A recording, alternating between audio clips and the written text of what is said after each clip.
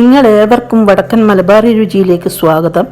VMRലെ ഇന്നത്തെ സ്പെഷ്യൽ നല്ല രുചികരമായ നെയ്പായസമാണ്. ഈ നെയ്പായസത്തിന് വേണ്ടുന്ന ചേരുവകളും അത് ചെയ്യേണ്ടുന്ന വിധവും കാണുക. ഇപ്പോഴും നെയ്പായസത്തിന് ഒരു VIP സ്റ്റാറ്റസാണ് ഉള്ളത്. ഒരുവിധം വലിയ റെസ്റ്റോറൻറ്റുകളിലൊക്കെ സ്വീറ്റിൻ്റെ സ്ഥാനത്ത് നമ്മുടെ നെയ്പായസവും ഐസ്ക്രീമും ഒരു കോമ്പിനേഷനായിട്ട് കൊടുക്കുന്നുണ്ട്. അത് നല്ല ടേസ്റ്റുമാണ്. നല്ല ചൂട് നെയ്പായസത്തിൻ്റെ സൈഡിലാണ് ഐസ്ക്രീം ഇട്ട് കൊടുക്കുന്നത്. പെട്ടെന്ന് ഉരുകി വരുമല്ലോ, പക്ഷെ വളരെ ടേസ്റ്റിയാണത്. കുട്ടികൾക്കെന്ന പോലെ വലിയവർക്ക് ഒത്തിരി ഇഷ്ടമുള്ളൊരു സ്വീറ്റാണ് ഈ നെയ്പായസം ഐസ്ക്രീം കോമ്പിനേഷൻ. ഒരു തവണയെങ്കിലും അങ്ങനെ ഉണ്ടാക്കിയിട്ട് വീട്ടിൽ നിന്ന് അതിൻ്റെ ടേസ്റ്റ് രുചിച്ചറിയാൻ ശ്രമിക്കുക. ഇനി ഈ പായസത്തിന് വേണ്ടുന്ന ചേരുവകൾ എന്തൊക്കെയാണെന്ന് പറയാം.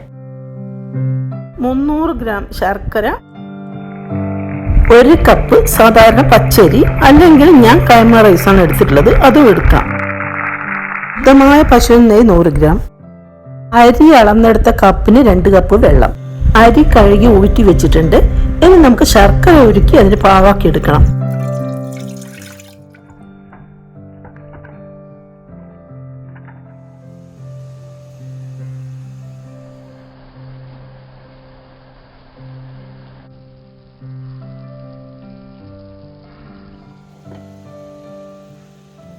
അരി വേവിക്കാൻ പാകത്തിന് 2 കപ്പ് വെള്ളം തിളപ്പിക്കാൻ വെക്കുകയാണ്.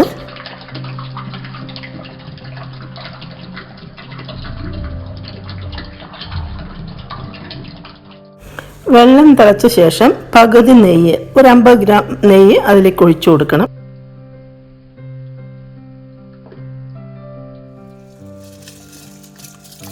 കഴുകി വെച്ച അരിയും ചേർത്ത് കൊടുത്തു.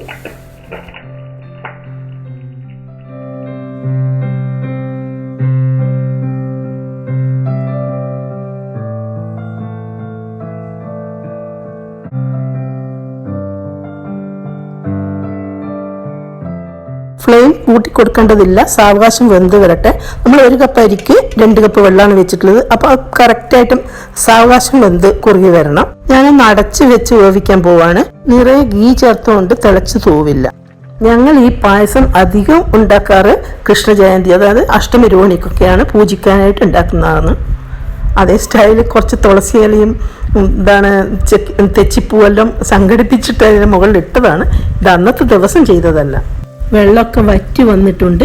പിന്നെ റൈസും പാകത്തിന് വെന്തിട്ടുണ്ട്. ഉരുക്കിയെടുത്ത ശർക്കരപ്പാനി ചേർത്ത് കൊടുക്കുകയാണ്. നെയ്പായസം ഉണ്ടാക്കുമ്പോൾ അരി നന്നായിട്ട് വെന്ത് പോവരുത്. കുറച്ച് അധികം ഒട്ടിപ്പോകുന്ന വിധത്തിലാവരുത്, കുഴഞ്ഞു പോവും. പാകം കുറച്ചിട്ടാണ് എടുക്കേണ്ടത്. ഈ ഒഴിച്ചിരിക്കുന്ന ശർക്കരപ്പാനിയിൽ നന്നായിട്ട് വെന്ത് മധുരം പിടിച്ചു വരണം. കുറച്ച് സമയമെടുക്കും.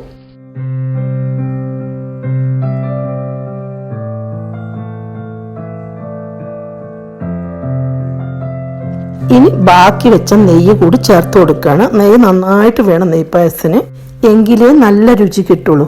നമ്മുടെ നെയ്പായസം സെർവ് ചെയ്യാൻ റെഡി ആയിട്ടുണ്ട്. ഞാൻ ബൗളിലേക്ക് മാറ്റിയിട്ട് കാണിക്കാം. അപ്പോഴേ നല്ല രുചിയുള്ള നെയ്പായസം നിങ്ങൾക്ക് വേണ്ടി റെഡിയാക്കിയിട്ടുണ്ട്. ഇതൊരു കുഞ്ഞു റെസിപ്പിയാണ്.